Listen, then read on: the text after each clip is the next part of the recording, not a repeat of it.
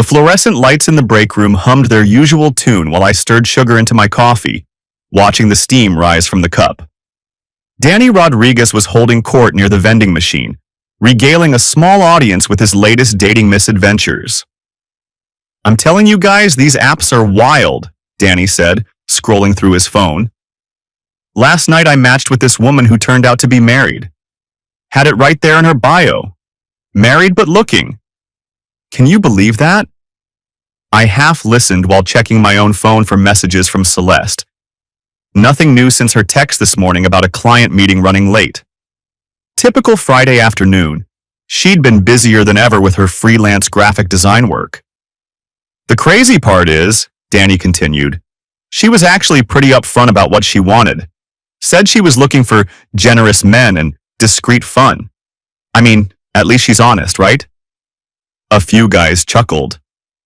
I found myself shaking my head. "Poor husband probably has no idea." "That's what I'm saying," Danny agreed. "Dude, I swear I saw someone who looks exactly like your wife on there. Same hair, same smile. Weird coincidence." I looked up from my phone. "What do you mean?" "On Tinder. This profile I saw yesterday. Woman looked just like Celeste. Obviously wasn't her, but the resemblance was crazy." Something cold settled in my stomach. "Show me." Danny's expression shifted slightly. "Marcus, I'm sure it's not. Just show me, Danny." He pulled up the app and started scrolling. "I mean, it's probably nothing. People have doppelgangers all the time." His thumb stopped moving. The color drained from his face. Oh no." I moved closer, and there she was. My wife, Celeste. Smiling that same smile from our anniversary dinner 2 months ago, wearing the black dress I'd complimented her on. The dress she'd claimed to buy for a client presentation. My hand started shaking as I read the bio. Celeste, 34, creative consultant, married, but looking generous men only, discreet fun. The coffee cup slipped from my fingers, crashing to the floor and splattering hot liquid across the linoleum. The sound seemed to echo in the suddenly quiet break room. "Marcus!" Danny's voice came from somewhere far away. I stared at the screen, at my wife's face, at words that made no sense coming from the woman I'd been married to for 11 years. The woman who shared my checking account, my bed, my life. "This has to be fake," I said, though my voice sounded hollow even to me. "Someone used her photos." Danny's finger hovered over the screen. "It says she was active 2 hours ago." 2 hours ago. While I was in my project meeting, going over aerospace specifications and budget allocations, my wife was online advertising herself to strangers. Generous men only. How many messages does she have? The question came out before I could stop it. Danny glanced around the break room. The other guys had noticed something was wrong and were pretending not to stare. "Marcus, maybe we should—" "How many?"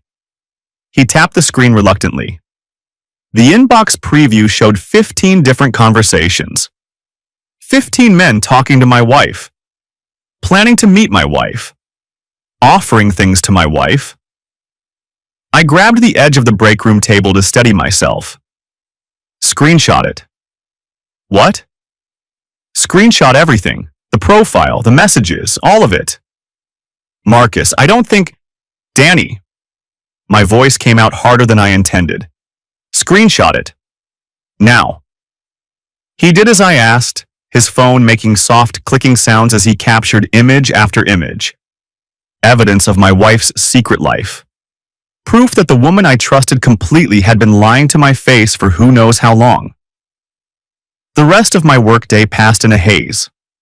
I sat through 2 more meetings, nodded at the right moments, approved budget modifications, discussed timeline adjustments. All while images of Celeste's profile burned in my mind. Married, but looking. Generous men only. I drove home on autopilot, my hands gripping the steering wheel so tightly my knuckles went white. Our house looked exactly the same as it had that morning. Suburban comfort in brick and vinyl siding, The lawn I'd mowed last weekend. Celeste's car in the driveway.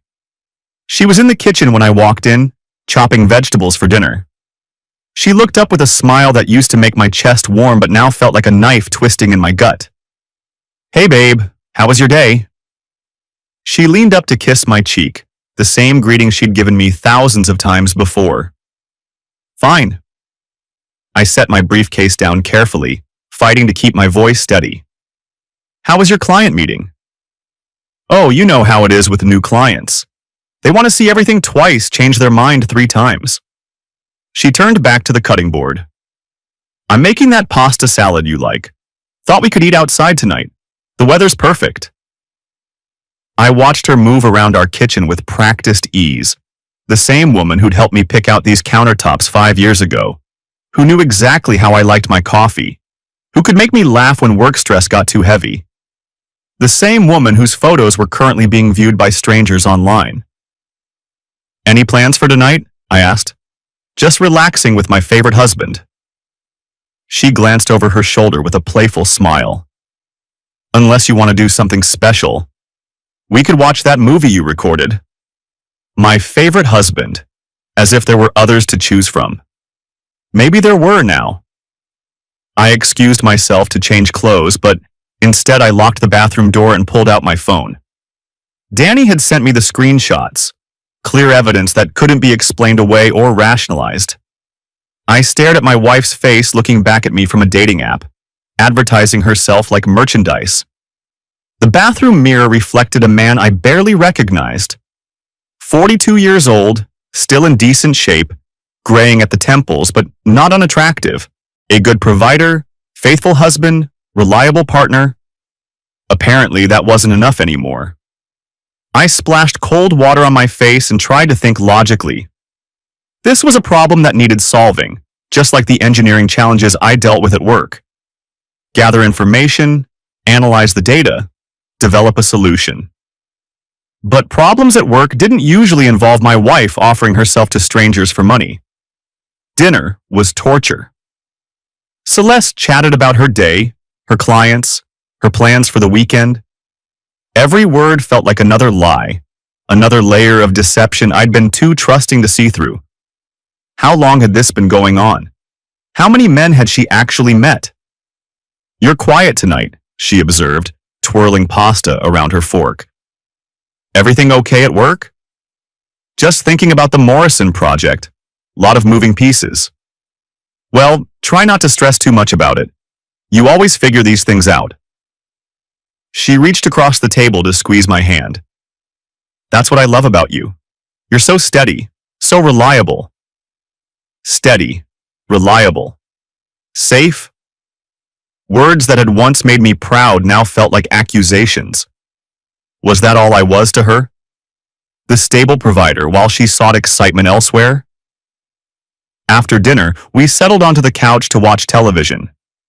Celeste curled up against my side like she had thousands of times before, her head on my shoulder, her hand resting on my chest. I used to love these quiet moments together. Now I couldn't stop thinking about whose bed she might be sharing tomorrow night.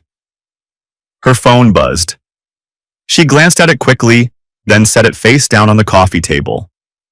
"Work?" I asked. "Probably just spam." She snuggled closer. "This documentary is really interesting. I never knew honeybees were so complex." Her phone buzzed again. And again. Each notification made my chest tighter. "Sounds like someone really wants to reach you."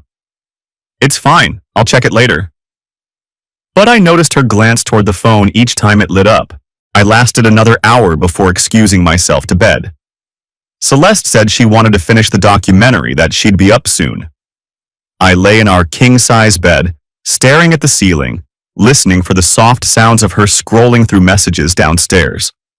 Messages from generous men offering discreet fun. Sleep was impossible. Every time I closed my eyes, I saw her profile picture. Heard those words.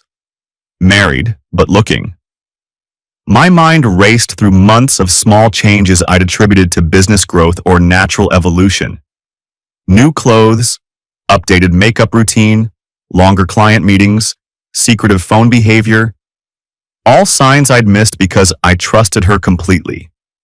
Around midnight, she slipped into bed beside me. I kept my breathing steady, pretending to sleep while she settled under the covers. Her phone remained within arm's reach on the nightstand, face down but glowing occasionally with new notifications. The next morning, Celeste slept late while I sat at the kitchen table with my coffee, staring at Danny's screenshots on my phone. In daylight, with clear thinking, I tried to find alternative explanations. Maybe someone had stolen her photos. Maybe it was an elaborate prank. But the bio details were too accurate. Her age listed as 34 instead of 38.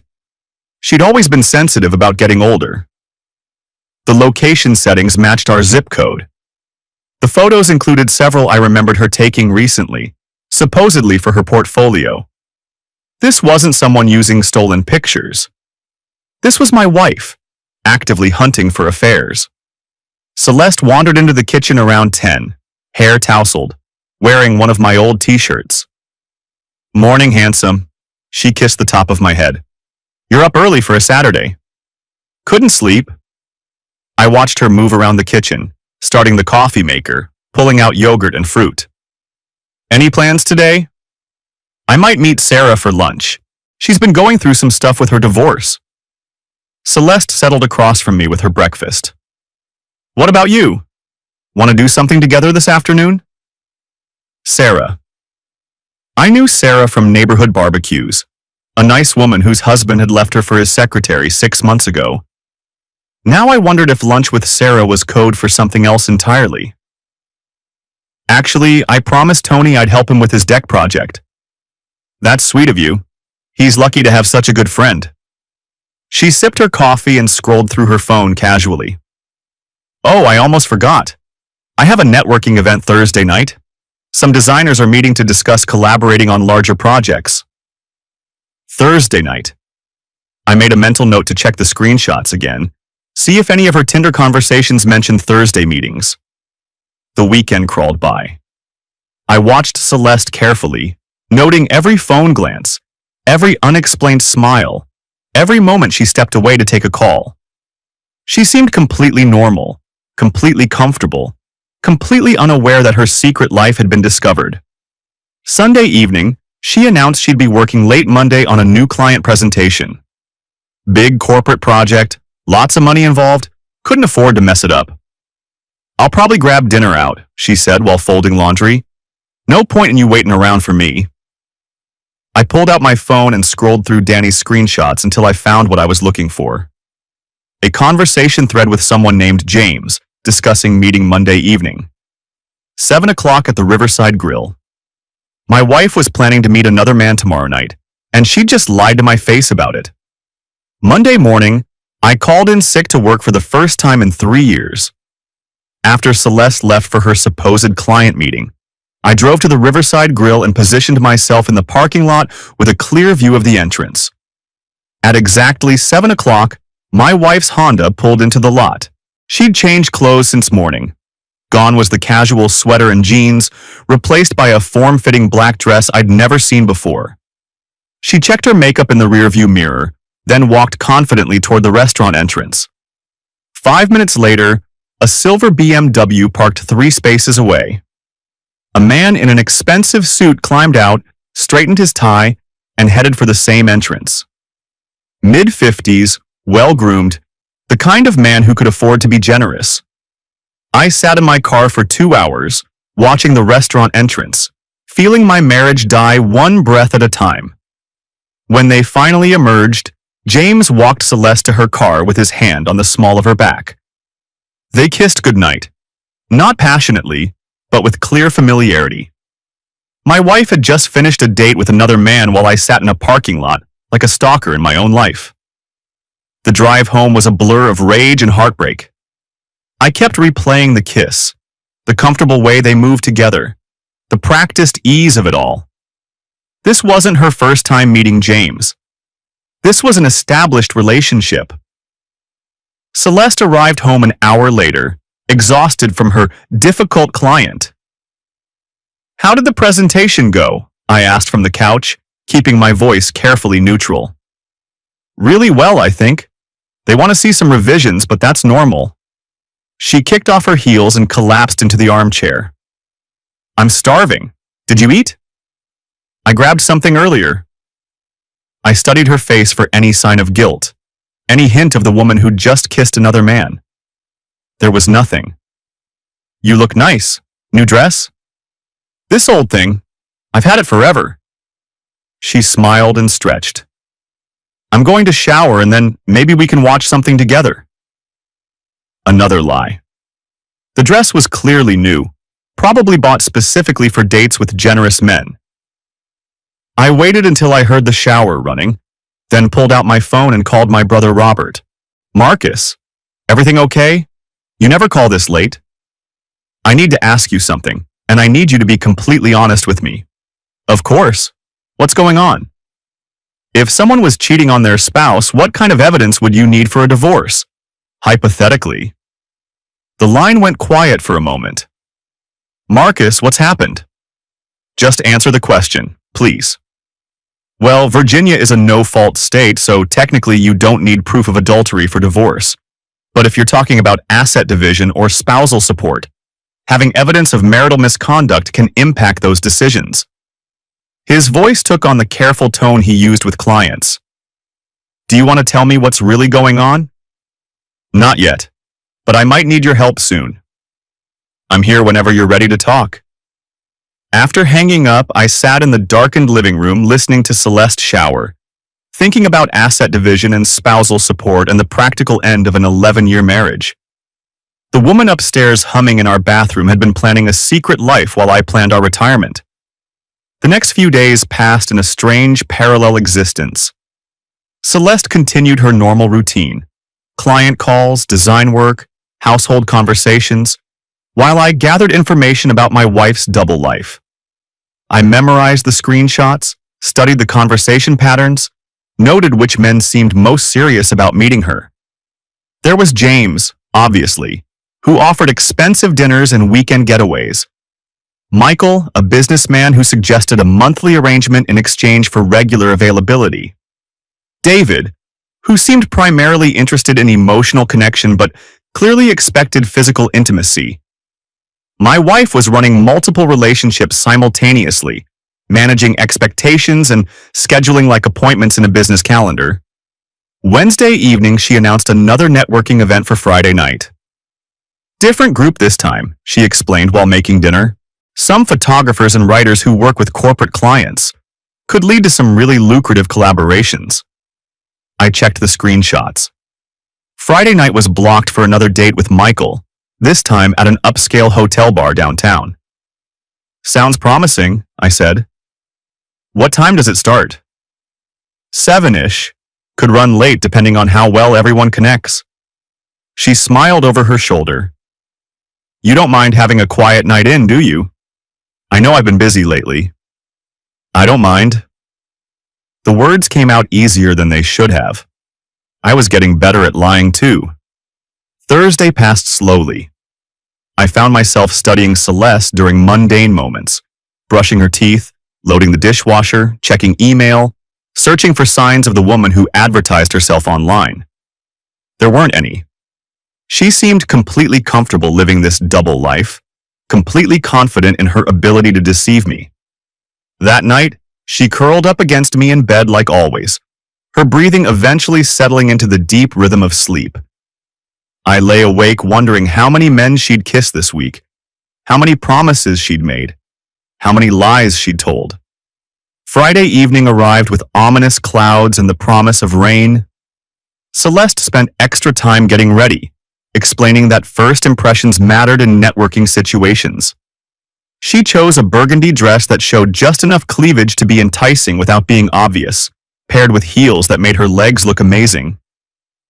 How do I look? She asked, spinning in front of our bedroom mirror. Beautiful. It wasn't a lie. She was beautiful. That's what made this hurt so much.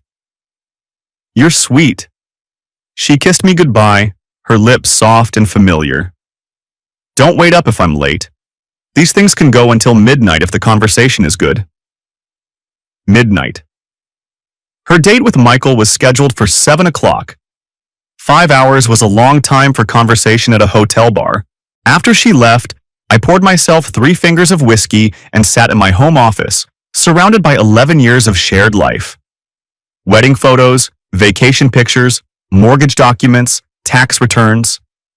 Evidence of a partnership that had apparently become one-sided without my knowledge. My phone buzzed with a text from Danny. "How are you holding up?" I typed back, "She's with another man right now." "Jesus, I'm sorry." "Coming to terms with it." "Want company? I can bring beer." "Rain check. Need to think." I set the phone aside and opened my laptop. If Celeste was living a double life, I needed to understand the full scope of it. Bank statements, credit card records, phone bills, any documentation that might reveal the extent of her deception. Our joint checking account showed several unusual purchases over the past 4 months. New clothes from expensive boutiques, salon visits. I didn't remember her mentioning restaurant charges on days she claimed to be working late. Nothing huge, nothing that would have caught my attention individually, but together they painted a picture of someone preparing for secret meetings. The credit card statements were more revealing. Hotel bar charges, parking fees downtown, lingerie purchases from stores she'd never shopped at before. All carefully spread out, never frequent enough to establish a pattern, but consistent enough to support an ongoing deception. My wife was methodically financing her affairs with our joint money. Around 11 o'clock, rain started pattering against the office windows. I imagined Celeste in some hotel room, laughing at something Michael said, accepting whatever generous offer he'd made for her company. The thought made my stomach clench. She came home after midnight, slightly disheveled but in good spirits. "How was the networking?" I asked from the couch, where I'd moved after finishing my research. "Really productive. I think I might land a big corporate contract." She dropped her purse and kicked off her heels. "This company needs a complete rebranding. Logo, website, marketing materials. Could be 6 months of steady work." Another lie. I wondered if she even remembered what story she'd told me about tonight. "That's great. You've been working so hard lately." "It's paying off, though. I feel like my business is really taking off." She settled beside me on the couch. "Thanks for being so supportive. I know I've been distracted lately." Distracted. That was one way to put it. "I love you," she said, leaning against my shoulder. "I know I don't say it enough, but I appreciate everything you do for us." The words hit like physical blows. She loved me, appreciated me, while actively betraying everything we'd built together. "I love you too," I replied, because it was still true, even though it felt like loving a stranger. That weekend, I made my decision. Monday morning, I would confront her with the evidence. No more surveillance, no more gathering information, no more pretending everything was normal. 11 years of marriage deserved an honest conversation, even if honesty would end everything.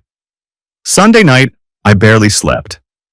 Celeste slumbered peacefully beside me, completely unaware that tomorrow would change both our lives forever.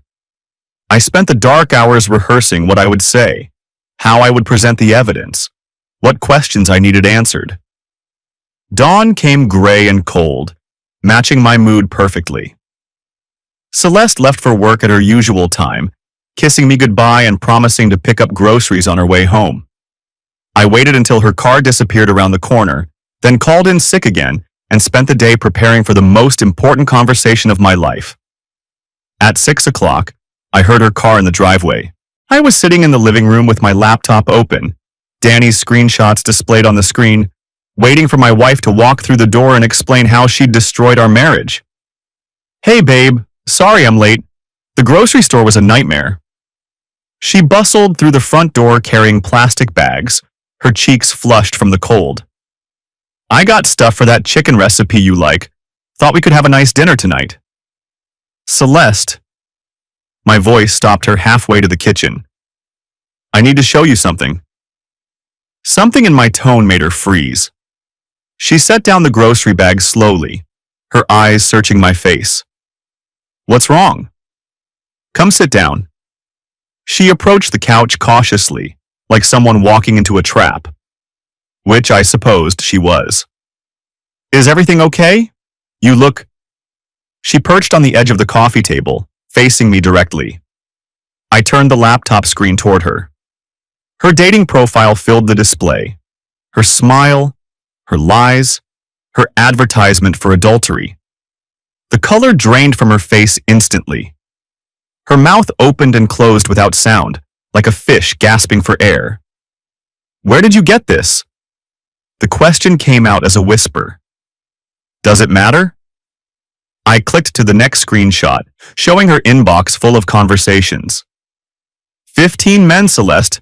You're talking to 15 different men. Marcus, I can explain. Generous men only. I read from her bio. Discreet fun.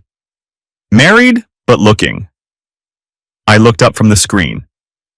What exactly are you looking for that I'm not providing?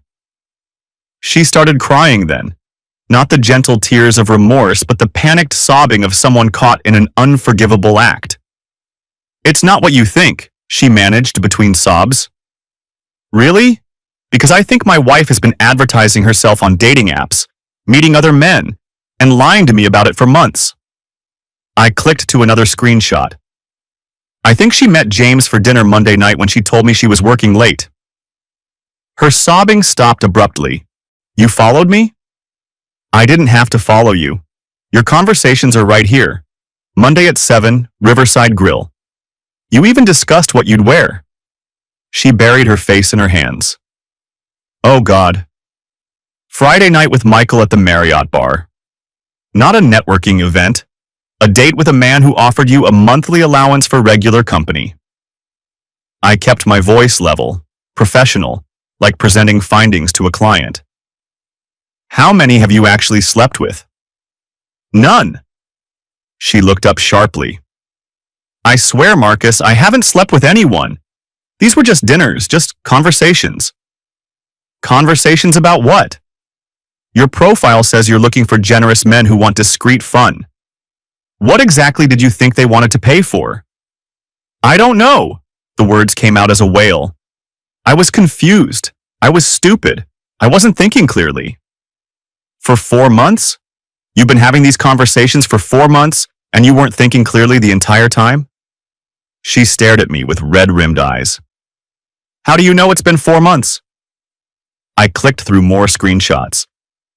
Michael started messaging you in June, James in July, David, Kevin, Robert, Christopher. They all go back months. This isn't a momentary lapse in judgment, Celeste. This is a pattern. Please, she whispered. Please let me explain. I'm listening. She took a shaky breath, wiping her eyes with the back of her hand. I felt invisible. I felt like we were just roommates, just going through the motions. You come home, we eat dinner, we watch TV, we go to bed. We never talk about anything real anymore. So you decided to find men who would pay you for conversation? It wasn't about the money at first. I just wanted to feel wanted again, to feel like someone found me interesting. She was pleading now, her hands reaching toward me. The money thing started later when some of them offered. I never asked for it. But you took it. No, I mean, not directly. Sometimes they'd pay for expensive dinners or suggest weekend trips, but I never actually... You met them. You went on dates. You kissed them goodnight. I watched her face crumple again. Yes, I saw you with James. I watched you kiss him in the parking lot like you'd done it 100 times before. It was just a kiss. It didn't mean anything. It meant something to me. I closed the laptop. It meant my wife was kissing other men while I sat at home believing we had a solid marriage. We do have a solid marriage. She slid off the coffee table onto her knees in front of me. Marcus, please, this was all fantasy. It was stupid and selfish, but it wasn't real. You're real. We're real. Fantasy? I pulled out my phone and showed her the restaurant charges on our credit card. You spent our money on these fantasy dates. You bought new clothes, new lingerie, salon appointments, all to look good for other men. I'll pay it all back. I'll get a real job. You have a real job. Or you're supposed to. How many actual clients do you have, Celeste? How much of your business success has been fabricated to cover up this? She couldn't answer. The silence stretched between us like a chasm. How many men have you met in person? Just 3. James, Michael, and David. That's all. Just 3. In 4 months, you've been on multiple dates with 3 different men while lying to me about working late or networking events. I leaned back against the couch cushions. What was the end game here? Were you planning to leave me for one of them? Or just keep collecting generous men until you had enough income to quit working entirely? There was no end game. I wasn't planning anything. It just happened. Dating apps don't just happen. Creating profiles doesn't just happen. Meeting men at hotels doesn't just happen. I stood up, needing distance from her tears and excuses. These were choices, Celeste. Deliberate, calculated choices to betray our marriage. Please don't say that word. What word? Betray? What would you call it? I would call it a mistake. A terrible, stupid mistake that I regret with every fiber of my being. A mistake is forgetting to pay a bill or double booking appointments. This is adultery. She flinched like I'd slapped her. I never slept with anyone. Adultery isn't just sex. It's emotional infidelity. It's deception. It's sharing intimacy with people outside your marriage. I looked down at her kneeling on our living room floor. You've been having relationships with multiple men for months while lying to me daily. What exactly would you call that? A cry for help? The words came out small and broken. Help with what? I don't know. I felt lost. I felt unappreciated. I felt like you didn't see me anymore. She wiped her nose on her sleeve. We never talk about dreams or plans or anything meaningful. We're like business partners managing a household. So you thought the solution was to find men who would pay you for attention. I thought the solution was to feel desirable again. To remember what it was like when someone wanted to know everything about me, when someone thought I was fascinating. She looked up at me with desperate eyes. When was the last time you asked me about my dreams, Marcus? When was the last time you wanted to know what I was thinking about? When was the last time you told me the truth about what you were thinking about? I shot back. You've been lying to me for months. Every day, every conversation, every interaction has been tainted by these secrets. I know, and I'm sorry. Sorry isn't enough. The words hung in the air between us. She stared at me, seeming to finally understand the gravity of what she'd done. What are you saying? I'm saying I don't know how to come back from this. I don't know how to trust you again. I don't know how to look at you without seeing those messages, those photos, those men. I walked to the window and stared out at our quiet neighborhood. I don't know how to be married to someone who could deceive me so completely. Marcus, please. I'll do anything. I'll delete the profiles. I'll quit all social media. You'll delete the evidence and pretend it never happened? I turned back to face her. That's not how this works.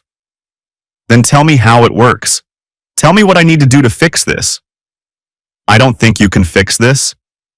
The silence that followed was deafening. Celeste remained on her knees, tears streaming down her face, while I tried to process the complete destruction of everything I'd believed about my life. I need you to leave, I said finally. What? Tonight. I need you to pack some things and leave tonight. I can't be in the same house with you right now. Where am I supposed to go? Your sister's. A hotel. I don't care. But you can't stay here. She scrambled to her feet. This is my house too.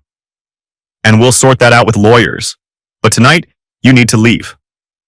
Lawyers? Her voice cracked. Marcus, you can't be serious. Deadly serious. I met her eyes. You've been planning a secret life for months. Now I need time to plan what's left of mine. She stared at me for a long moment, maybe hoping I'd change my mind, maybe waiting for some sign that we could work through this. I gave her neither. Fine, she said quietly. I'll pack a bag. Pack several bags. I don't want you coming back here while I'm at work. You're really going to throw away 11 years over this? I'm not throwing anything away. You already did that. She headed upstairs, her footsteps heavy on the wooden stairs. I could hear her moving around our bedroom, opening drawers, pulling clothes from hangers. The sounds of a marriage ending. An hour later, she stood in the living room with 2 suitcases and a face full of regret. I love you, she said. Whatever you think about me, whatever you believe about my motivations, I want you to know that I love you. I used to believe that. It's still true. No, it's not. People who love each other don't do what you did. They don't lie and cheat and plan secret lives. They talk to each other. They work together. They respect each other enough to be honest, even when honesty is difficult. I was scared to be honest. I was scared you'd think I was selfish or ungrateful. Instead, I think you're dishonest and unfaithful. How's that working out for you? She picked up her suitcases.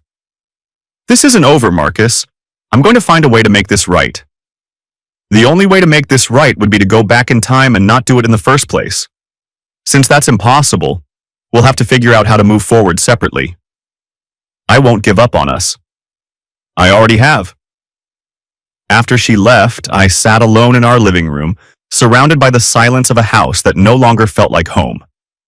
Her perfume lingered in the air, mixing with the scent of the dinner she'd planned to cook. Chicken in some special recipe that would never be made now. I poured myself another whiskey and called my brother. Robert, it's Marcus. I need that legal advice now. What happened? My wife has been meeting men from dating apps for months. I confronted her tonight and asked her to leave. Jesus, Marcus, I'm so sorry. I need to know what to expect. Divorce proceedings, asset division, all of it. Are you sure you want to go that route? Maybe with counseling? She's been advertising herself as married but looking for generous men. She's had multiple relationships, been on dates, spent our money on clothes and dinners for these meetings. This isn't a marriage problem, Robert. This is a character problem. Okay, let me think. I could hear him shuffling papers in the background. First thing, document everything. Screenshots, bank statements, credit card records, any evidence of the affairs. Even though Virginia is no fault, that evidence could impact spousal support decisions. I have screenshots of her entire dating profile and message history. Good. Keep all of that. Second, don't leave the house, don't give up any financial accounts, don't do anything that could be seen as abandoning marital property. She's the one who left. Even better. Make sure you document that too. Date, time, circumstances. He paused. Marcus, I have to ask, is there any chance she could claim you were abusive or threatening? Any reason she might say she was afraid to come home? No. I was angry, but I never raised my voice or made any threats. I just told her I couldn't be in the same house with her. Good. The last thing you need is a restraining order complicating things. More paper shuffling. I can recommend a good divorce attorney, someone who specializes in complex asset division. This is going to get expensive. I figured. One more thing. Be careful what you say to mutual friends or family. Anything that could be construed as vindictive could hurt you later. I just want to end this cleanly and move on with my life. That's the right attitude. I'll email you some attorney recommendations tonight. After hanging up, I walked through the house room by room, seeing it with new eyes. The kitchen where Celeste had cooked thousands of meals while planning secret dates. The living room where we'd watched movies while she exchanged messages with other men. The bedroom where she'd slept beside me while maintaining profiles that advertised her availability. Every space was contaminated with deception. I ended up back in my office, staring at bank statements and credit card records, building a timeline of my wife's betrayal. The evidence was overwhelming. Months of deliberate, calculated infidelity financed with our joint money. Around midnight, my phone buzzed with a text from Celeste. "I'm at my sister's. I love you. Please don't give up on us." I deleted the message without responding. The next morning, I called in sick again and drove to Tony Castellano's construction office. Tony had been my best friend since college, the kind of guy who would help you move a body without asking questions. If anyone could give me straight talk about my situation, it was Tony.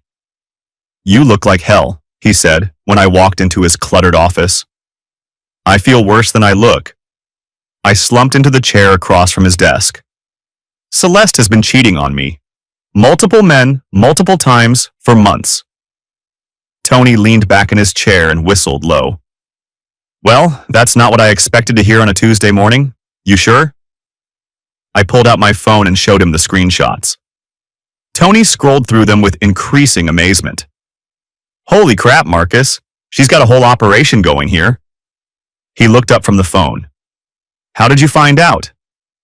"Danny saw her profile on Tinder. Pure chance." "Lucky break. Otherwise, you might have never known." Tony handed back the phone. "What are you going to do?" "I already told her to leave. I'm filing for divorce." "Good. You deserve better than this garbage." Tony stood up and walked to his coffee maker. "Want some coffee? It's stronger than what you get at your aerospace job." "Please." He poured 2 cups and settled back behind his desk. "So what do you need from me? Legal advice, emotional support, help hiding the body?" Despite everything, I almost smiled. "Legal advice I'm getting from Robert. Emotional support would be appreciated." "You got it. This sucks, but you're going to get through it."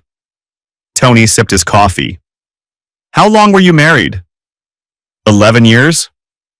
That's a long time to throw away for some dating app nonsense. What was she thinking? She says she felt unappreciated, invisible, like we were just roommates. Horse crap. If she was unhappy, she should have talked to you about it like an adult. Instead, she decided to start collecting boyfriends behind your back. Tony shook his head. There's no excuse for that kind of deception. She claims she never slept with any of them. And you believe that? I don't know what to believe anymore. She's been lying to me for months about everything else. Exactly. If she'll lie about where she's going and who she's with, she'll lie about what she did when she got there. Tony leaned forward. Marcus, I've seen this before. My cousin went through something similar. The lying doesn't stop with the discovery. It just gets more sophisticated. What do you mean? I mean, she's going to try to minimize this, make it seem like it wasn't as bad as it looks. She'll say it was all innocent, just emotional connections, nothing physical happened. She'll promise it's over, promise to change, promise anything to avoid consequences. She already started doing that. Of course she did. They all do. Tony drained his coffee cup. The question is whether you're going to let her rewrite history or stick to what you know actually happened. I know she met multiple men, went on dates, kissed at least one of them, and lied to me about all of it. Then that's what happened. Don't let her convince you otherwise. I spent another hour with Tony, talking through practical concerns like changing bank account access and documenting assets. By the time I left his office, I felt more grounded, more confident in my decision to end the marriage. That afternoon, I called one of the divorce attorneys Robert had recommended. Margaret Turner had handled several high-profile cases and came highly recommended for complex asset division. Mr. Donovan, I've reviewed the documentation you emailed. This is quite extensive evidence of marital misconduct. Her voice was professional but warm. How are you holding up? I've been better, but I'm ready to move forward with divorce proceedings. I understand. Based on what you've shown me, we should be able to protect your assets and limit any spousal support obligations. Virginia courts don't look favorably on this kind of deception, especially when marital funds were used to facilitate affairs. How long will this take? If your wife doesn't contest the divorce, probably 6 to 8 months. If she fights it, could be longer. Papers rustled in the background. I have to ask, is there any chance of reconciliation? Sometimes couples work through these situations with counseling. No chance. This wasn't a moment of weakness or a single affair. This was a systematic deception that went on for months. I can't trust her anymore. I understand. We'll file the papers this week and have her served. Are you prepared for her to escalate things once she realizes you're serious? What do you mean? Sometimes when people realize they're facing real consequences, they get desperate. She might try to claim you were abusive, or that you drove her to this behavior, or that the evidence was obtained illegally. We need to be prepared for anything. I never threatened her or raised my voice. I have witnesses to that. Good. Document any contact she attempts, save any messages she sends, and don't meet with her alone. If she wants to talk, it should be through attorneys. Understood. One more thing, expect this to get messy before it gets clean. Divorce brings out the worst in people, and she's already shown a capacity for deception. Stay focused on protecting yourself and your assets. After hanging up with Margaret, I felt both relieved and apprehensive. The legal process was starting, which meant there was no going back. But it also meant months of dealing with Celeste's attempts to minimize or explain away her behavior. That evening, alone in my house for the first time in 11 years, I tried to imagine what my life would look like when this was over. Different job, maybe? Different city? Definitely different perspective on relationships and trust. My phone rang around 8 o'clock. Celeste's name appeared on the screen. I let it go to voicemail. 10 minutes later, she called again. Then again. Finally, I turned off the phone and went to bed early, exhausted by the emotional weight of dismantling a marriage. The next morning brought a series of text messages from Celeste, each more desperate than the last. Please call me. We need to talk. I know you're angry, but we can work through this. I'm willing to do whatever it takes to save our marriage. Don't throw away 11 years without giving me a chance to make this right. I'm seeing a therapist. I want to understand why I did this. I deleted them all without responding. At work, Danny approached me during lunch break. How are you doing? You look like you haven't slept. I haven't much. I asked her to leave Monday night. Wow, that was fast. Not really. She's been planning this for months. I just finally caught up. Danny nodded thoughtfully. You know, I keep thinking about how I almost didn't say anything. If I hadn't been scrolling through Tinder at that exact moment, if I hadn't recognized her, if I decided it was none of my business, she would have kept doing it until someone else caught her, or until she decided to leave me for one of her generous men. Still, I'm glad I spoke up. You deserve to know. I appreciate that, really. What happens now? Divorce, as quickly and cleanly as possible. Need anything? Help with paperwork, someone to talk to, a place to crash if things get weird? I might take you up on that.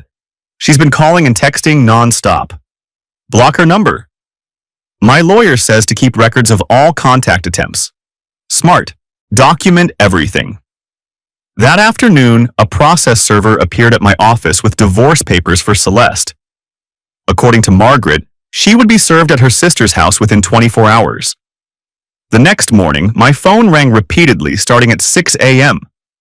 Celeste was calling every few minutes, her voicemails becoming increasingly frantic. Marcus, please pick up. I just got served with divorce papers. We need to talk about this. I can't believe you filed for divorce without even trying to work things out. This is not who you are.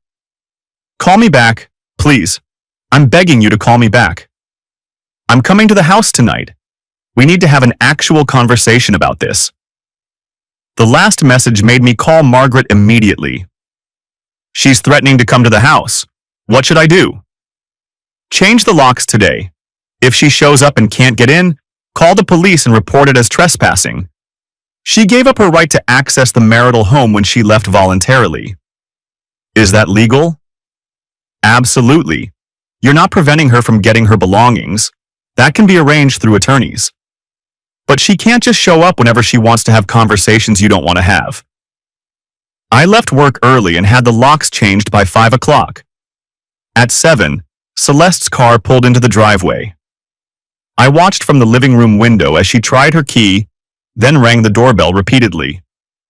Marcus, I know you're in there. We need to talk about this. I didn't answer. Please open the door. This is still my house, too. Still no response from me. Fine. I'll wait out here until you come out. She sat on the front porch for 2 hours, occasionally calling my name or ringing the doorbell. The neighbors definitely noticed. Mrs. Patterson from next door even came out to walk her dog extra slowly, trying to figure out what was happening. Around 9 o'clock, Celeste gave up and drove away. 5 minutes later, my phone rang. You changed the locks? Really? How am I supposed to get my things? I answered this time. Through the attorneys. That's how divorces work. Marcus, this is insane. We've been married for 11 years. We can't just stop talking to each other. We stopped having honest conversations months ago when you started your dating app career. Now we communicate through lawyers. Dating app career? Is that what you think this was? I think you were running multiple relationships with men who offered you money and gifts in exchange for your company. What would you call it? I would call it a mistake. You keep using that word. A mistake is putting salt in your coffee instead of sugar. A mistake is forgetting someone's birthday. Systematic adultery isn't a mistake. It's a choice. Adultery? I told you I never slept with anyone. And I told you adultery isn't just sex. It's emotional intimacy with people outside your marriage. It's sharing parts of yourself that should be reserved for your spouse. It's lying and deceiving and breaking the fundamental trust that marriage requires. So that's it? 11 years down the drain because I made some bad decisions?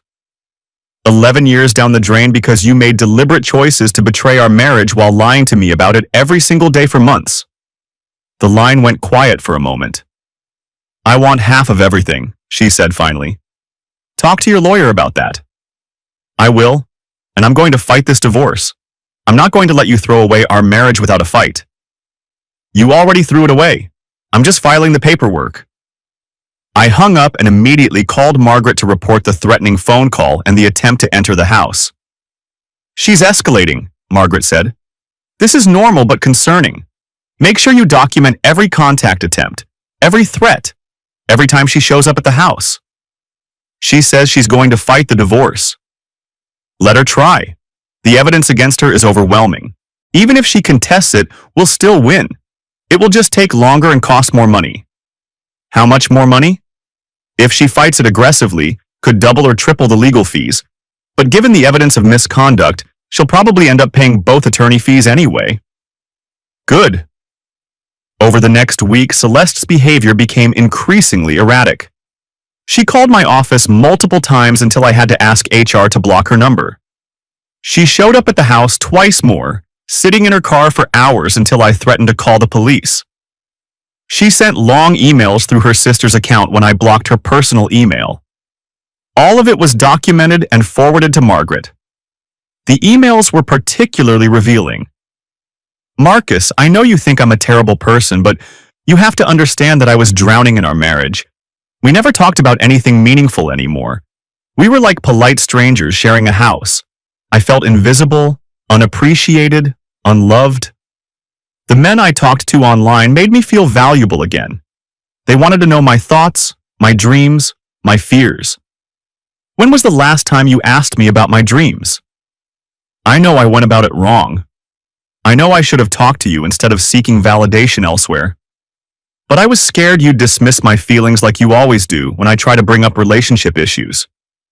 You're so logical, so practical, that you can't understand emotional needs. I felt like I was suffocating. The money thing was never about greed. It was about feeling valued. These men offered to take me to nice restaurants, to buy me gifts, to treat me like I was special. I can't remember the last time you took me somewhere nice just because you wanted to make me happy. We go to chain restaurants and split the check. We haven't been on a real vacation in 3 years. I never slept with any of them. I swear to you on my mother's grave, I never went beyond kissing. It was all emotional, all about feeling wanted and appreciated. If you could just understand that, maybe we could work through this. Reading her emails, I felt a mix of anger and sadness. She was rewriting our entire marriage history to justify her betrayal, painting me as emotionally unavailable and herself as a victim of neglect. The truth was more complicated. We had settled into comfortable routines, yes. We didn't have deep philosophical conversations every night, true. But we were partners in building a life together, supportive of each other's goals, affectionate and respectful. At least, I thought we were. Maybe she had been drowning and I'd missed the signs. Maybe I should have paid more attention to her emotional needs. But that didn't justify creating dating profiles, meeting other men, and lying to me for months.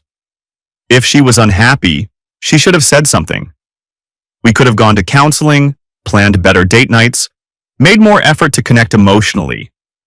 Instead, she chose deception and betrayal. I forwarded her emails to Margaret without responding. She's trying to control the narrative, Margaret explained during our next phone call, making herself the victim of an emotionally distant husband instead of the perpetrator of marital misconduct. Don't engage with these attempts at justification. It's hard not to respond. Some of what she says has elements of truth. Of course it does. The best lies are mostly true. But even if you were the worst husband in the world, that wouldn't justify adultery. It might justify divorce, but not betrayal. So I just ignore her? Completely. Any response gives her hope that she can argue her way out of this. Let the evidence speak for itself. 3 weeks after serving the divorce papers, Celeste hired an attorney.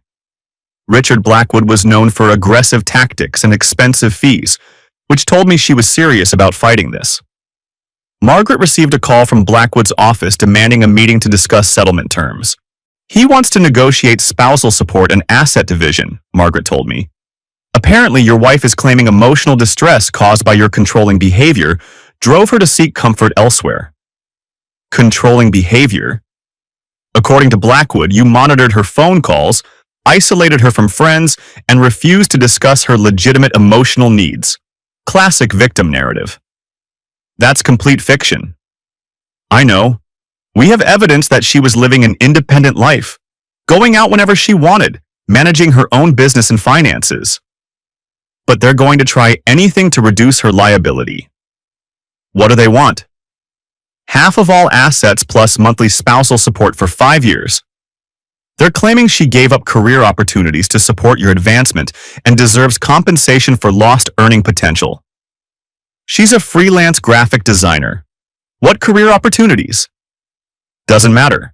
They're going to argue that managing household responsibilities limited her ability to build a client base.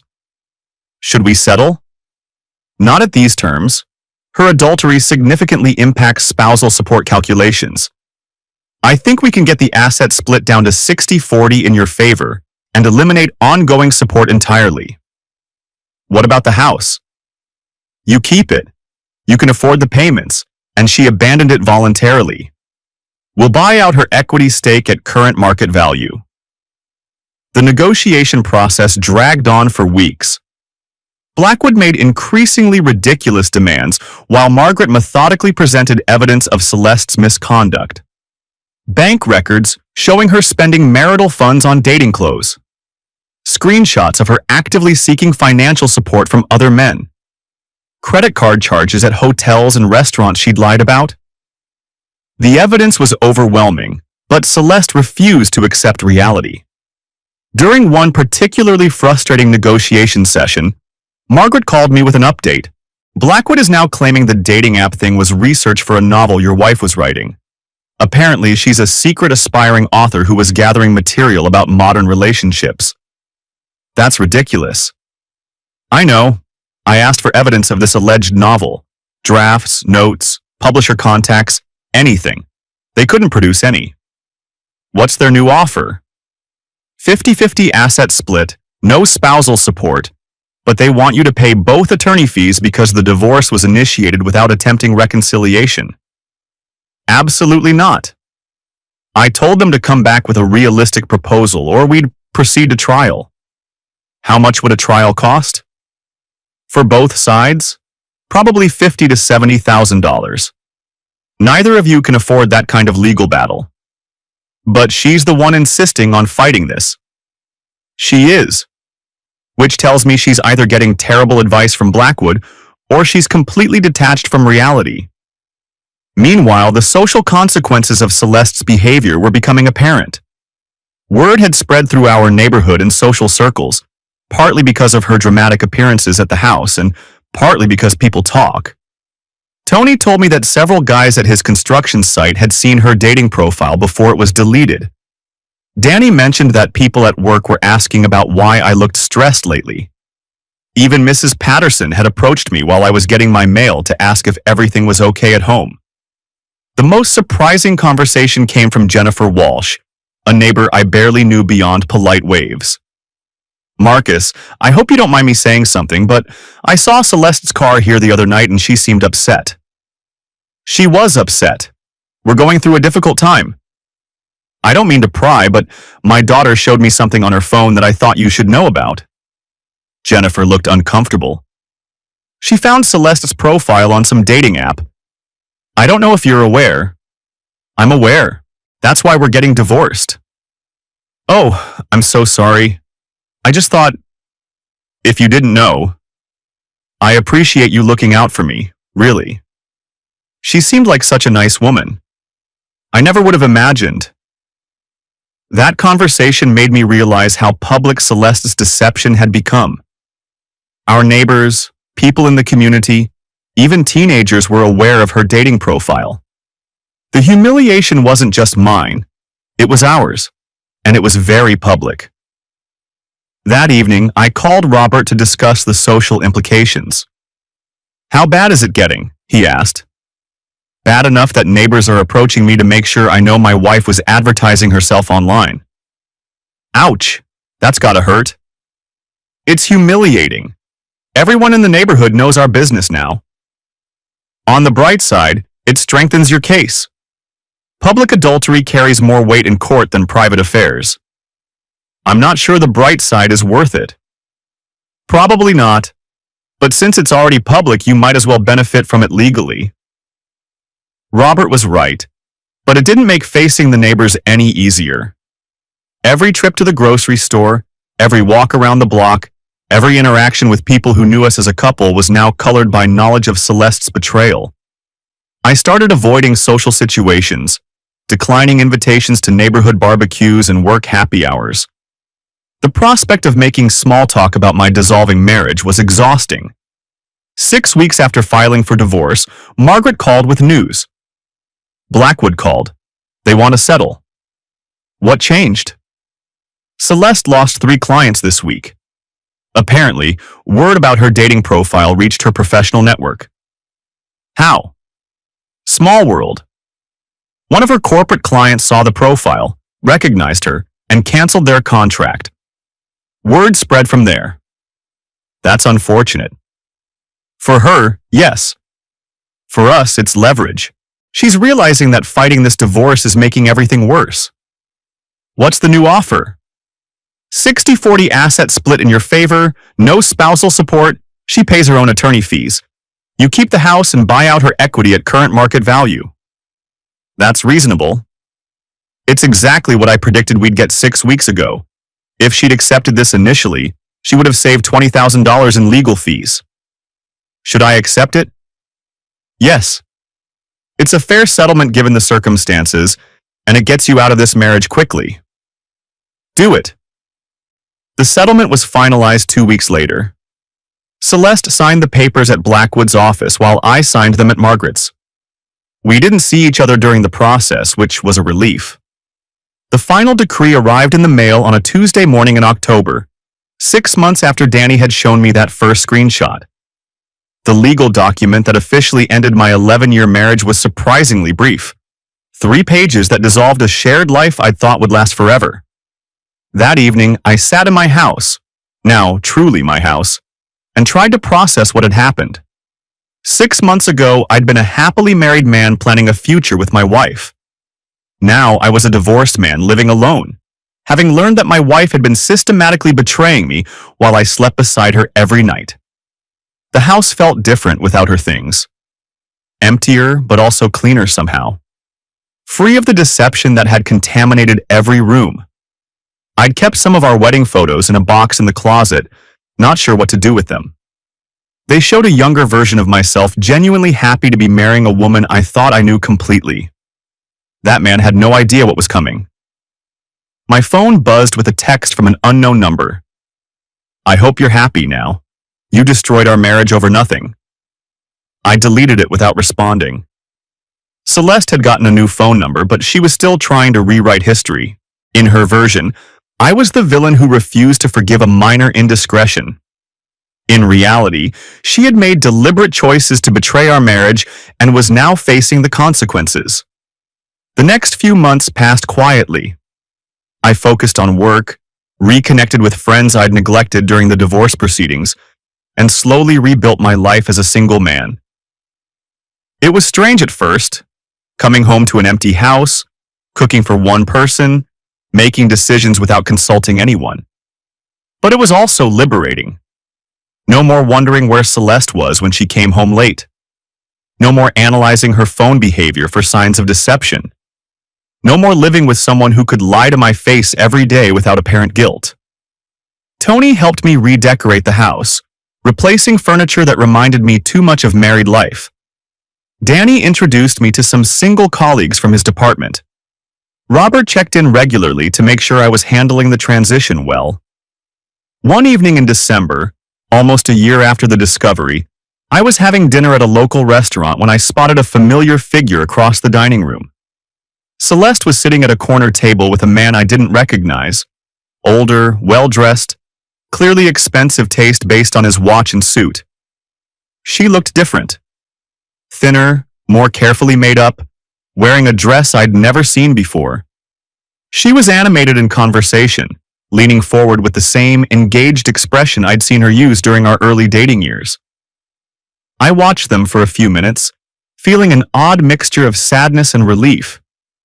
Sadness for what we'd lost, relief that it was no longer my problem. As I was leaving the restaurant, Celeste looked up and our eyes met across the room. She looked startled, then quickly looked away.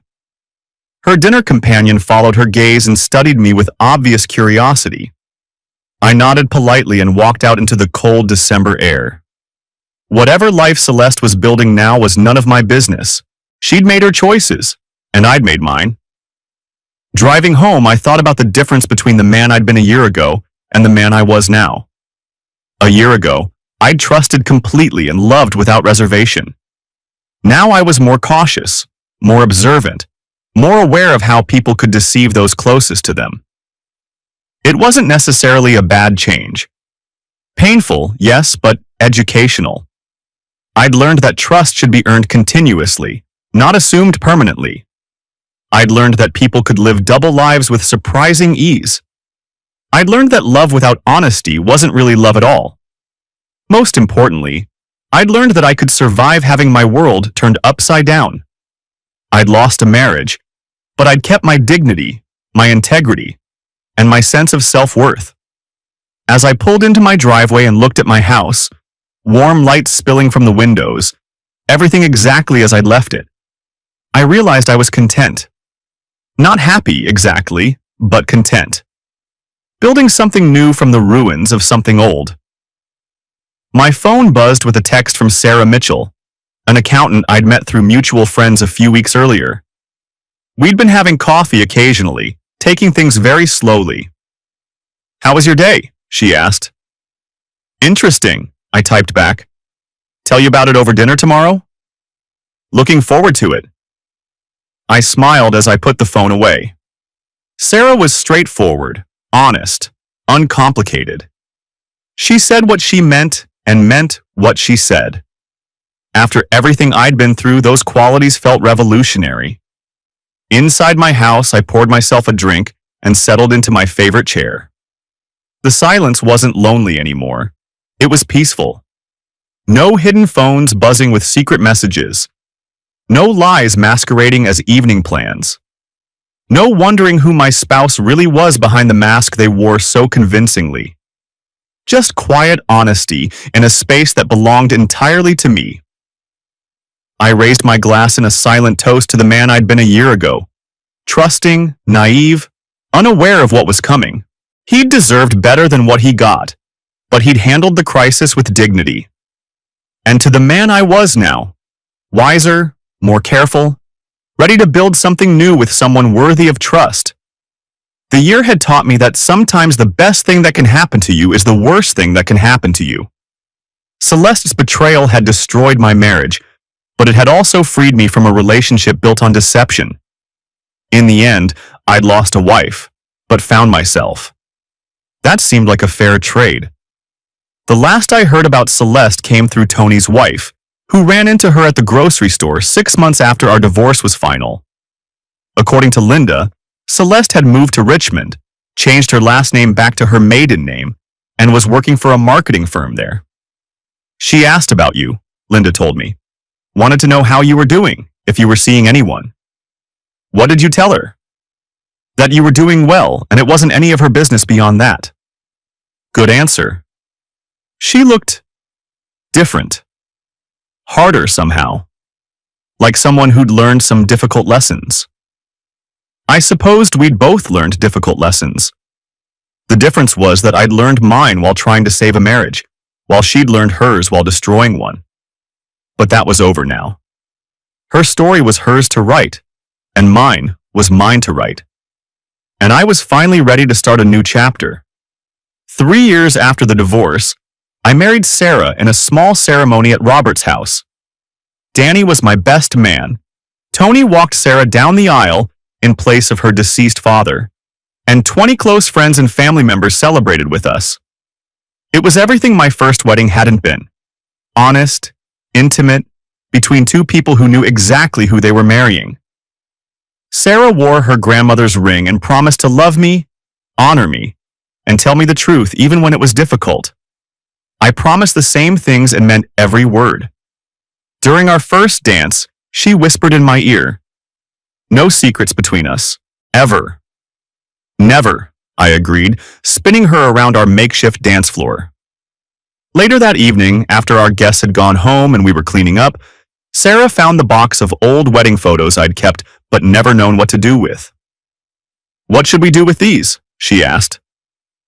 I looked at the pictures of my younger self with a woman who'd systematically betrayed him and felt nothing but mild sadness for the naive man he'd been. "Burn them," I said. "Time to make room for new memories." We built a fire in Robert's backyard fire pit and fed the photos to the flames one by one. 11 years of marriage history turning to smoke and ash, making space for whatever came next. As the last picture curled and blackened in the fire, Sarah took my hand. "Ready to go home?" she asked. Home. Our house, our life, our future built on a foundation of honesty and trust. "Ready," I said. And I was. The story of my first marriage was over. The story of my real marriage was just beginning. And this time, I was writing it with someone who understood that love without truth isn't love at all. It's just a beautiful lie waiting to be discovered. I'd had enough of beautiful lies to last several lifetimes. Truth was better. Harder sometimes, but infinitely better. Truth was what let you sleep peacefully beside someone, knowing exactly who they were and what they valued. Truth was what let you build a future on solid ground instead of shifting sand. Truth was what I'd found with Sarah, and what I'd lost with Celeste. In the end, that loss had led me to something much more valuable than what I'd lost. Sometimes the worst thing that happens to you really is the best thing that happens to you. You just have to be patient enough to see how the story ends.